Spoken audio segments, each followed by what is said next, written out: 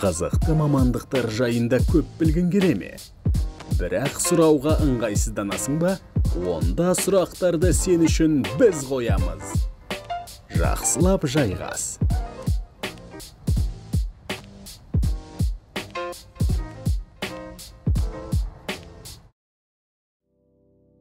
Менің аты жөнім Тимур Бектұр. 2006 жылдан бері осы IT саласының маманы ретінде жұмыс істеп келем. Соңғы 10 жылда интернет технология, жаңа медиа саласында жүрмін. Негізі вирусты хакерлер істейді.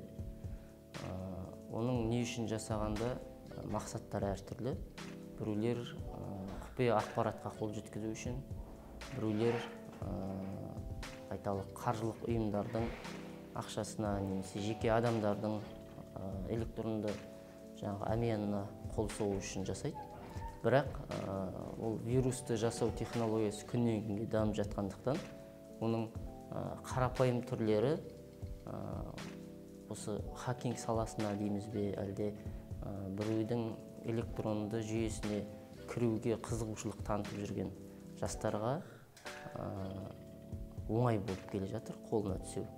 Сондықтан да кейде кәдімгідей ешқандай арнайы IT білімі жоқ, еш жерде ақпараттық қауіпсіздік саласын оқымаған, тіпті кибер қауіпсіздік дегеннен сауаты нөл болса да, қара базар деген интернетте де бар. Сол қара базардан болсын, немесе арнайы бір сайттардан жаңағы скрипттерді, трояндарды, басқа да вирустың түрлерін сатып алып, жеке адамдарға бағыттап, компанияларға бағыттап вирус жасайтындар бар. Сондықтан да оның мақсатына байланысты вирус әртүрлі болады.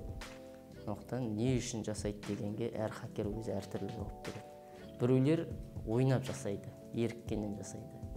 Біреулер ақша үшін, біреулер өш алу үшін, біреулер ақпарат алу үшін.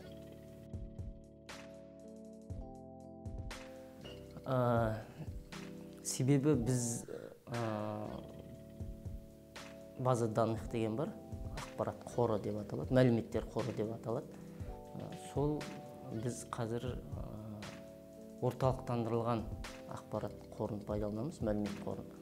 Ол қандай да бір серверге барып тіреледі, сол жерде барлық жаңағы жүйеге қатысты файлдар, сайттың мәліметтері, қолданушылардың мәліметтері және барлық жаңағы компьютерлік ресурс сол жерде сақталады. Сондықтан да 14 өңір, 2 республика, 3 республикалық деңгейдегі қаладан, аудандардан бір мезетте запрос деп айтады. Мәселен, сіз қазір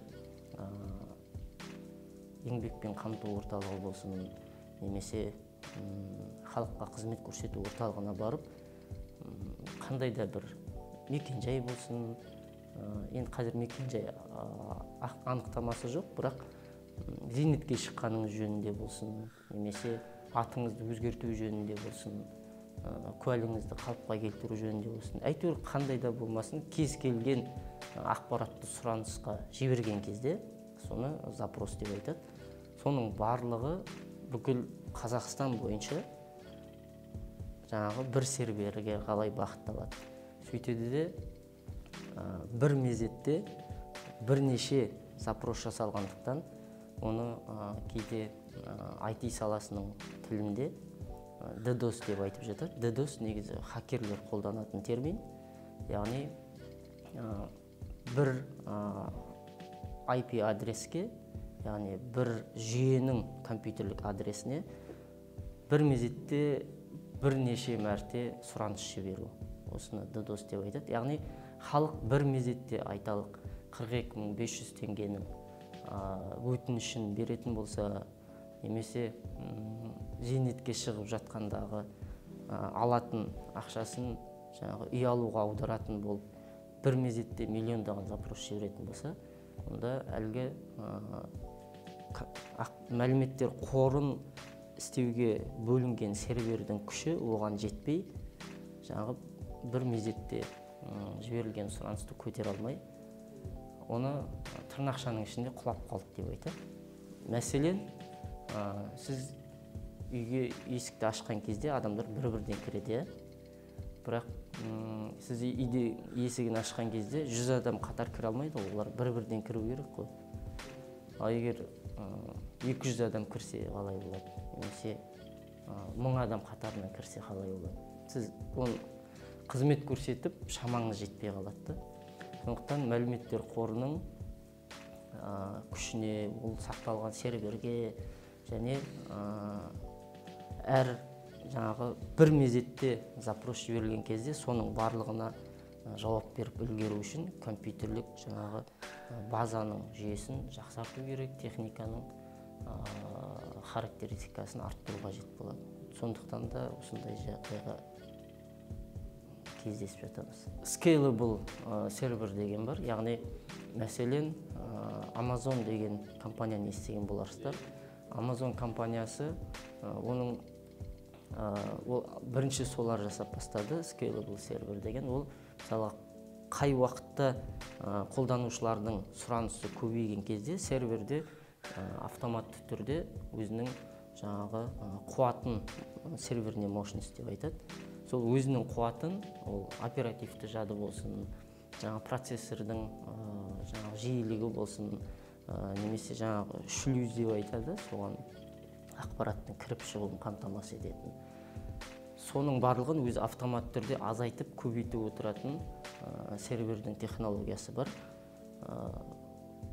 Енді біз Каспийдің ішкі жаңағы технологиясын білмейміз, бірақ анық түсінгеніміз ол қолданушылардың саны мен келіп түсетін запростардың көлеміне қарай ол жерде сол Scalable сервер қолданылған сияқты. Яғни тыныш кезде ол азғандай ресурсты қолданады, ал бір мезетте миллиондаған запрос келетін болса, онда автоматты түрде сервер өзінің күшін көбейтетін технологияны қолданып жатқан болуы мүмкін. Бұл сұрақ кішкене біздің намысты қайрайды. Себебі енді мысалға сені қор, өзгені зор санаса барлығы намыстанады ғой, бірақ бұған бұл жалпы көп тек бізде емес, қазақстандықтарды емес, ол ресейліктерді де, немесе украиналықтарды да, жалпы осы IT қауымдастықтағы көптеген мамандарды толғандыратын сұрақ. Шындығында неліктен ол Беларусиядан соншалықты әлемдік деңгейдегі жаңағы IT жобалар дейміз бе, түрлі ойындар, халықаралық деңгейдегі компаниялар шығып жатыр деген сұрақ бар. Оған енді өздері жақсы жауап береді. Ол жауап мынандай. Себебі дейді, Беларусияның халық саны аз дейді. Екіншіден, оның жер көлемі де шағын. Үшіншіден, оның біздер секілді жер асты қойнауындағы байлықтары жоқ. Тиісінше оларға қандай да бір IT жоба істеген кезде олар ішкі нарыққа сене алмайды, одан сыртқа шығаруға тура келеді. Ал сыртқа шығарған кезде кез келген IT маманының дейміз бе, әлде қазіргі стартаптар дәуірінде, технологиялар заманында барлығының баратын жері белгілі, ол Кремний алқабы, Америка құрама штаттары, немесе сол жақтағы неше түрлі жаңа стартап комьюнити қауымдастықтары. Сондықтан да олар бірден халықаралық деңгейдегі продукттер жасауға күш салады екен. Тиісінше мысалға айтатын болсақ, мыңдаған продукт жасалатын болса, бұл жерде IT өнім туралы айтып отырмын. Мыңдаған бір IT стартап өзінің қандай да бір жұмысын әлемдік нарыққа шығаратын болса, оның ішінен 100 немесе 10 жарып шығатын сөзсіз. Яғни тиісінше 3D саласында, гейм дизайн деп айтады, сол салада, сосын программированиенің өзінде қазір сол Минскіден шыққан, Беларусьтан шыққан мамандар жақсы нәтиже көрсетіп келеді. Қазақстанда Кремний алқабы бар, неге жоқ? Қазақстанда Кремний алқабы бұған дейін Алатау IT парк деген болды, Алматының баурайында. Одан кейін барып Қазақстанда цифрлы Қазақстан деп аталатын бір кешенді бағдарлама қабылданды, естіген боларсыздар. Соның нәтижесі ретінде экспо көрмесінің территориясынан Астана хаб ашылды. Яғни аналогия жасап айтқанда біздің Кремний алқабымыз сол. Яғни сол жерде қазір түрлі жаңағы IT кәсіпкерлерге арналған салықтық жеңілдіктер дейміз бе, немесе жаңағы инвесторлар тартуға бір арнайы инвест орта дейміз бе, сосын неше түрлі хакатондар мен кездесулер ұйымдастыратын шаралар болып тұратын бір жаңағы мемлекеттік деңгейдегі немесе корпоративтік деңгейдегі маңызды кісілермен кездесулер сол жерлерде өтіп тұрады. Сондықтан да енді оның қаншалықты жақсы не нашар деген салыстырмалы түрде мәселесі өз алдына, ал бірақ жалпы ондай ортамыз бар. Тіпті мысалға кеше карантин басталып, Минскіде жаңағы көтеріліс болды ғой. Сол кезде IT мамандар, IT компаниялар қайтеміз деп біраз дүрлігіп қалды. Сол кезде Мағжан Мадиев деген азамат қазір сол Астана хабты басқарады.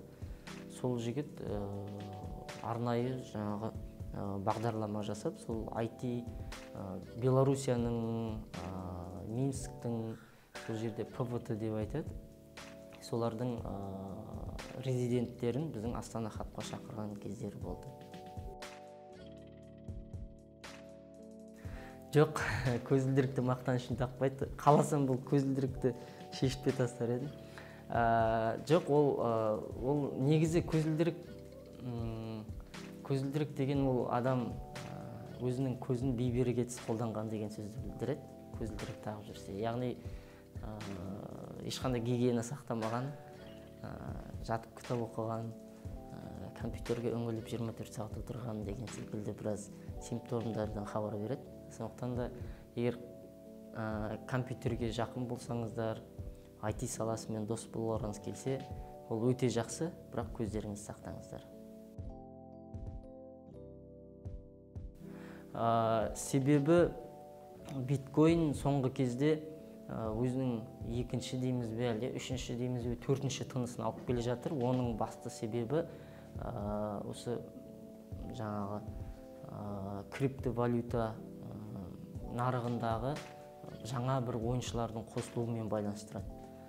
Мысалға қазіргі таңда сосын ол өзі бір екінші мәселесі, бұл өзі уақыт сайын коррекция деген болады. Мысалға нарыққа өте көптеген криптовалюта сатылымға шықса, криптовалютаның ішінде нақты биткоинді айтатын болсақ, мысалға бірнеше адам сол кезінде биткоин сатып алған болуы мүмкін. Сосын коррекция болған кезде, коррекция дегеніміз бағаның бір сызыққа көшуі, яғни бұлай ойнап тұрған емес, не тым шарықтау емес, не тым төмен түсіп кеткен емес. Нарық өзін-өзі коррекция жасайды. Себебі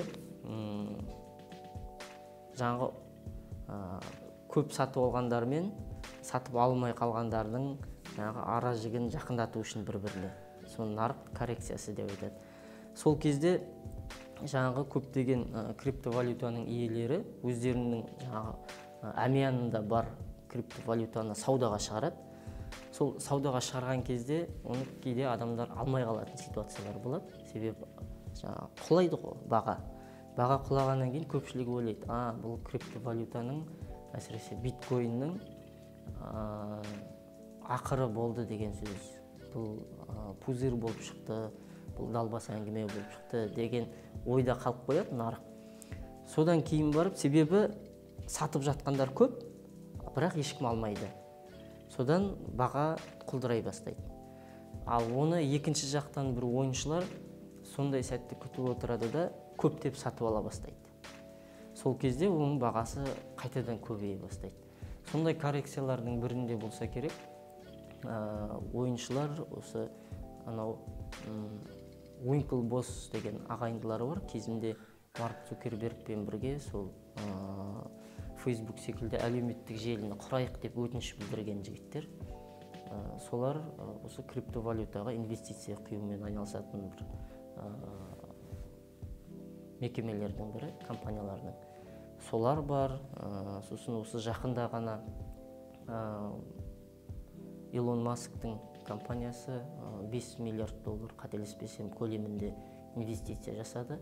Сондай ақпараттық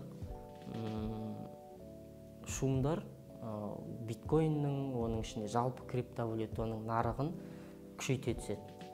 Тиісінше осындай жаңағы дүмпулерден кейін оның бағасы шарықтап күшейе береді. Қазір қателеспесем 53 мың доллар сияқты.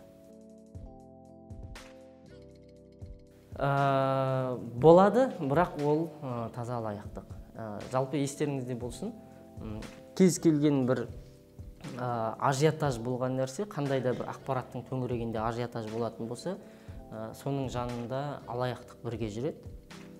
Мәселен, криптовалюта, биткоин дегенді айту немесе оны түсіну сәл қиындау болатын болса, соған аналог ретінде 42.500 теңгенің мысалын келтірейік. Бұлай қарағанда криптовалютаға не қатысы бар дейміз ғой. Бірақ қай жерде өте күшті назар аударылса, миллиондаған адамдардың назары сол жерге тоғысса, демек соның айналасында алаяқтық пайда болады. Мәселен, 42.500 теңгені біздің мемлекетіміз жұмыссыз қалғандарға немесе карантинге байланысты кәсібі тоқтап қалғандарға сонда жәрдемақы беретін кезде Телеграмда неше түрлі алаяқ боттар шықты, WhatsAppта неше түрлі группалар пайда болды. Сіз бізге жаңағы бүкіл мәліметіңізді жіберіңіз, сосын сізге 42.500 алуға тұрасыз ба, тұрмайсыз ба, соны біз анықтап береміз. Ол үшін жаңағы ESP-ның 2790 теңгесі ме екен, қателеспесем, соны бізге аударасыз дейді де. Бірақ ол ешқандай да үкіметтік немесе жаңағы мемлекеттік ұйымға еш қатысы жоқ, кәдімгі таза алаяқтар. Сол секілді криптовалютаның, биткоиннің айналасында қазірдің өзінде білмедім, мен қазір нақты аузыма түсіп тұрған жоқ, бірақ кез келген бір сөзді алып, қасына коин деген сөзді қосып, пәленше коин, түгенше коин деген түрлі алаяқтық схемалар шығады. Қазірдің өзінде елдің ішінен неше түрлі хабарламалар келіп жатыр, WhatsApp-қа, Telegram-ға осыны айтып беріңізші деген. Сөйтсек, өте бір өзекті мәселе биткоиннің филиалы деп таныстырып жүр екен. Біз биткоиннің осы Ақтаудағы филиалымыз, бізге ақша құйсаңыздар, сол жаңағы биткоин сатып алған болып саналасыңдар деп, қазір желілік маркетинг деген бар ғой, MLM деп айтады, multi-level marketing деген. Соның орысша айтқанда сетевой маркетинг қой. Соның технологиясын қолданып, механизмін айталық астыңызға 10 адамды тартсаңыз, сізге осындай үлес түседі, 15 адам келседі, осындай түседі деп. И сол жаңағы MLM-нің механизмімен криптовалютаның ақпараттық дүмпуін қолданып, оған жаңағы біз биткоиннің осы жердегі өкіліміз, филиалымыз деп халықтың қаржылық дейміз бе, техникалық дейміз бе, әлде басқа да бір сауатсыздығын пайдаланып ақша жасап жатқандар көп. Бұл өте полемикалық сұрақ, бұл өте даулы сұрақ. Бұған біздің заманымыздың, енді біздер ол саланың кәсіби маман емеспіз, себебі жасанды интеллект сәл басқа доменге жатады, жалпы IT-ге қатысы болғанмен. Бірақ Илон Маск дейміз бе, Билл Гейтс дейміз бе, басқа да Кремний алқабындағы немесе әлемдік IT қауымдастықтағы өте танымал үлкен IT тұлғалар, маңызды IT тұлғалар бұл жөнінде көп дау-дамайға келіп жүр, пікірталасқа келіп жүр. Бірақ мен қазір Кайфу Ли деген, қателеспесем, тегі тайвандық болу керек. Енді Тайван, сосын Қытайда тұрып, қазір Қытайда тұрады, қателеспесем, бірақ өзі кейін кезінде Америкада оқыған, сол жерде өмір сүрген. Карнеги Меллон университетін бітірген. Және 90-шы жылдары екен осы жасанды интеллект бойынша ғылыми жобаны қорғаған кісілердің бірі. Сол кісінің AI Super Powers деп аталатын кітабы бар. Яғни жасанды интеллекттердің супер державалары деп аударған орысша.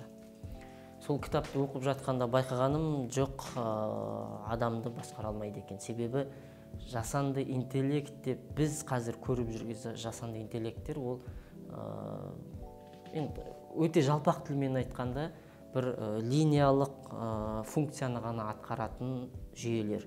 Мысалға айталық, оған бір сурет берсеңіз, ол сізге сол суреттің неше түрлі вариациясын шығарып береді. Айталық, Ван Гог сияқты салған, Пикассо секілді салған, тағы бір жаңағы немесе мозаика қылып салған қылып, соның енді ақпарат кіруі бар, процесс бар, сосын ақпарат шығады, иә. Сол жасанды интеллект жасап берген нәтижесі.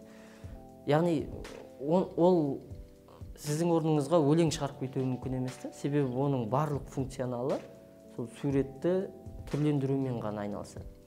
Келесі бір жасанды интеллекттің түрі, мәселен,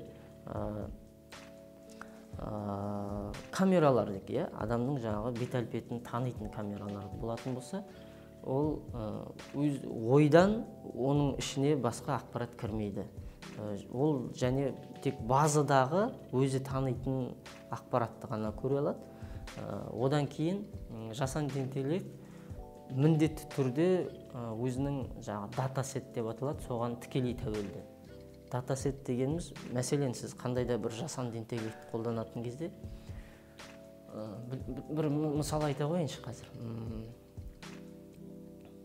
Мысалға, бір жігіт жасаған осы ақш жақта. Бақшасына мысығы кірген кезде,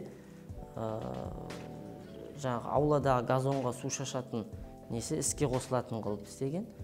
Сонда ол мысықты таныту керекті камераға.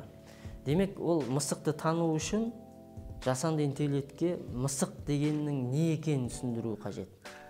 Ол ит емес, адам емес, ол міндетті түрде мысық екенін тану үшін оған бірнеше жаңағы жүздеген, мыңдаған мысықтың суреттерін жібереді. Мысықтың ұйықтап жатқан, тамақ жеп жатқан, тұрған, жатқан, етпетінен жатқан, шалқасынан жатқан, үлкен мысық, кішкентай мысық, қара мысық, жаңағы жирен мысық деген секілді, тарғыл мысық, жаңа туған мысық деген. Яғни сол мысықтың неше түрлі вариациясынан барып, ол жасанды интеллект мысықты танитын болады. Сосын барып, ол мысыққа қатысты қандай да бір тапсырма келген кезде соны орындай алады. Ал ол пілді танымайды мысалға, себебі ол оқымаған пілді. Яғни датасет деген оны оқыту ақпарат көзі деп айтсақ та болатын шығар. Сондықтан да жасанды интеллекттің айналасында жай жасанды интеллект деген бар, оны general деп айтады. Сосын күрделі жасанды интеллект деген бар. Мысалға, біздер сол негізі күрделі жасанды интеллекттің иелеріміз. Яғни бізге жалпы бір нәрсені айтса болды. Мысалы, кітап оқимыз ғой біздер, иә? Біз кітап оқыған кезде айталық Абай жолын оқитын болсақ, Абай жолының бірінші кітабы, алғашқысы қайтқанда деген тараумен басталады. Ол жаңағы семейде оқып жатқан Абайды ауылына алып келе жатады. Сол кезде ол жаңағы қасындағы ересектерден сәл былайырақ қашып кетіп, аттың несін өзгертіп, киімін теріс қарап киіп, қорқытады. Енді соны оқып жатқан кезде біз әрқайсымыз оны әртүрлі елестете аламыз да, атты әрқайсы елестете аламыз, себебі бізде фантазия бар.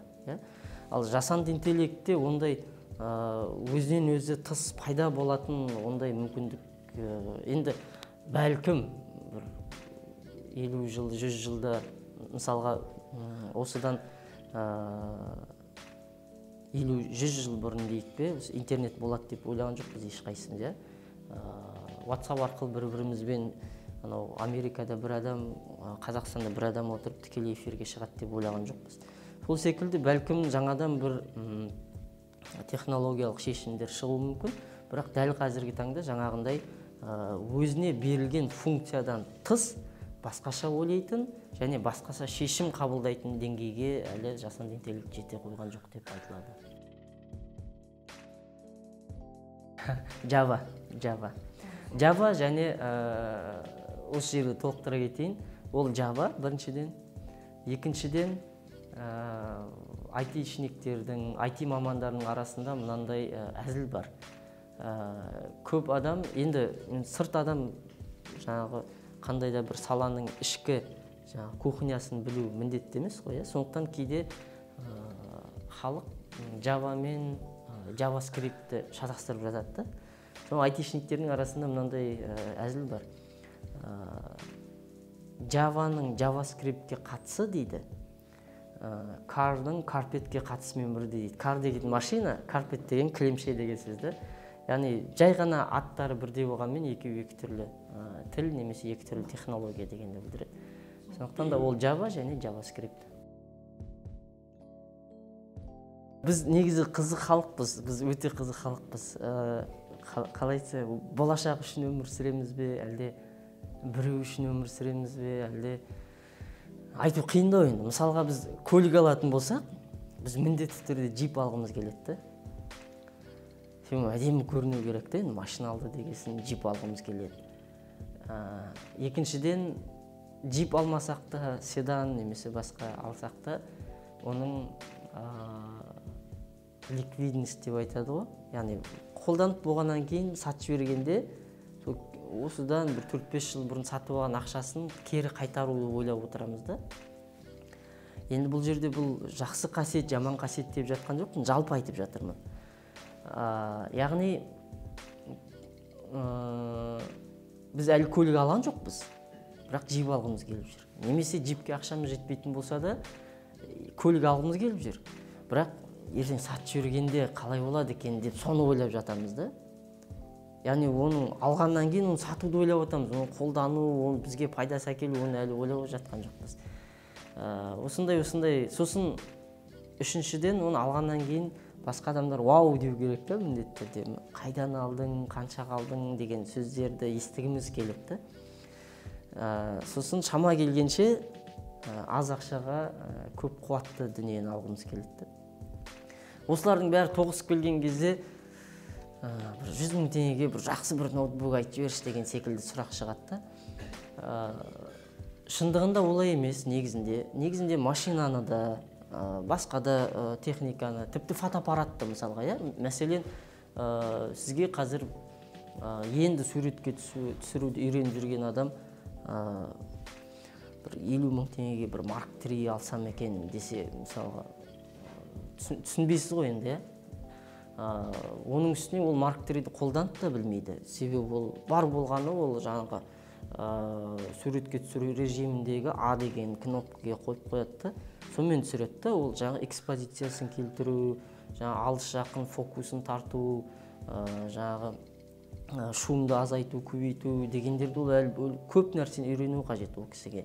Ноутбукты алса болғаны, мәселен, оқушыларға немесе студенттерге дейміз бе, немесе офис қызметкерлеріне, кәдімгі қағазбен, жаңағы Wordпен, Excelмен жұмыс істейтін, сосын әрі кетсе бір интернеттен жүктеп алып, бір сайттарды қарайтын қызметкерлерге 4 гигабайттың деңгейіндегі оперативті жады, 256 гигабайттан жоғары немесе сол деңгейдегі қатты дискісі жады бар болса, сосын өзі егер жаңағы мобильный адам болатын болса, онда тым ауырды емес, жеңілді емес, сол орташа деңгейдегі бір 150 000-ның, 200 000-ның жобасындағы ноутбуктер жарап жатады. Ал егер енді ол әрине бұл жерде біз фотомен, видеомен немесе ойын саласымен айналысатын мамандарға ақыл айтпаймыз, себебі олар өздері не керек деген жақсы біледі.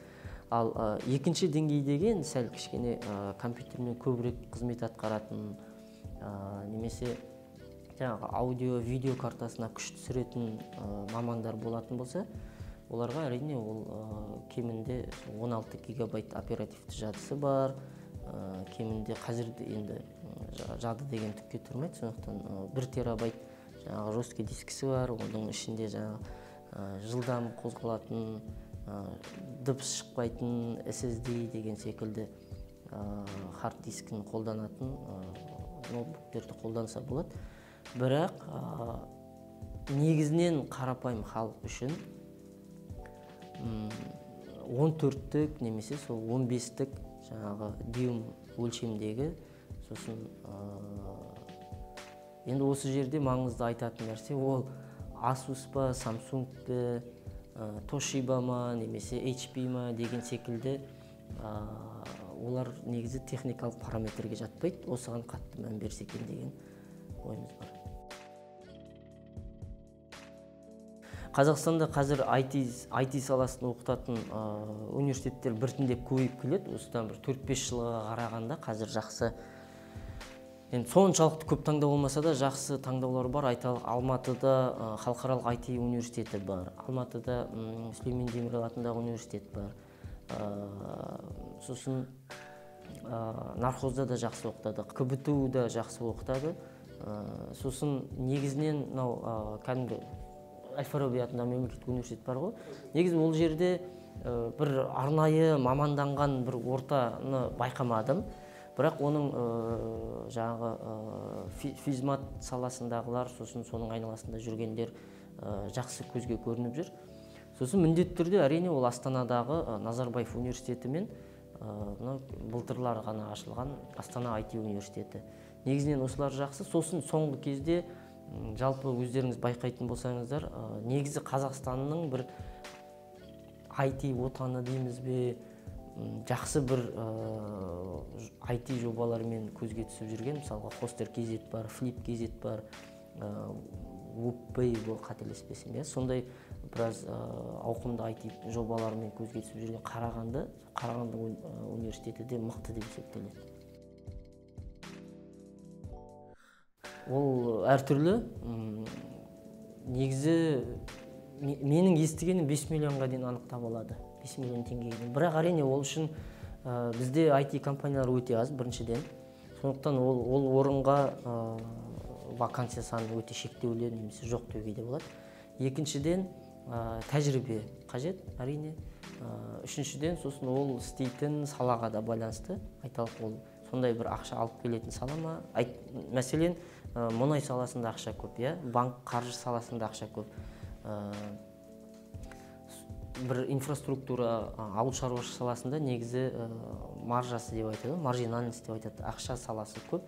Сол жерлердің мамандары жақсы табыс табады. Бірақ ол айтишниктердің барлығы 5 миллион алады деген сөз емес. Қазір бірақ кемінде бір 500 мыңнан басталатын жұмыстарды табуға болады. Жалпы мансаптық өсу барлық салада бар, ол тек IT-де емес. Сосын мынандай қызық нәрсе бар. Президент деген мамандық жоқ қой, премьер-министр деген мамандық жоқ.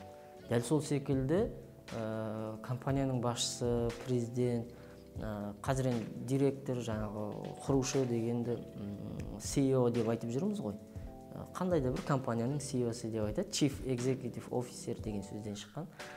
Яғни басшы болудың да мамандығы жоқ та. Сондықтан ол егер сіз өз салаңызды жақсы меңгерсеңіз, баспалдақпен көтерілетін болсаңыз, тек қана IT емес, кез келген саламен жаңағы мансаптық баспалдақтан басып көтеріліп, басшылық қызметте немесе жоғары лауазымды қызметтерде жұмыс істеуге болады. Еркіндік ұнайды, бюрократия ұнамайды. Қолынан келетін мүмкіндікті жібермей, барлық жобаларға атсалысып отыру. Яғни мен университет бітіргеннен кейін қолыма жаңағы қағазды алғаннан кейін IT маман деген. Сосын барып жұмыс істеймін деген болмайды. Екінші курс, үшінші курс, бәлкім бірінші курстан бастап, тіпті 10-шы сынып, 11-ші сыныптан бастап кез келген IT жобаға атсалысу керек. Мысалға, тегін жасап берем десеңіз, стартап иелері дайындауға, қабылдауға дайын, немесе бір компанияларға стажировкадан өтуге болады тегін. яғни тәжірибе жинақтау керек, портфолио.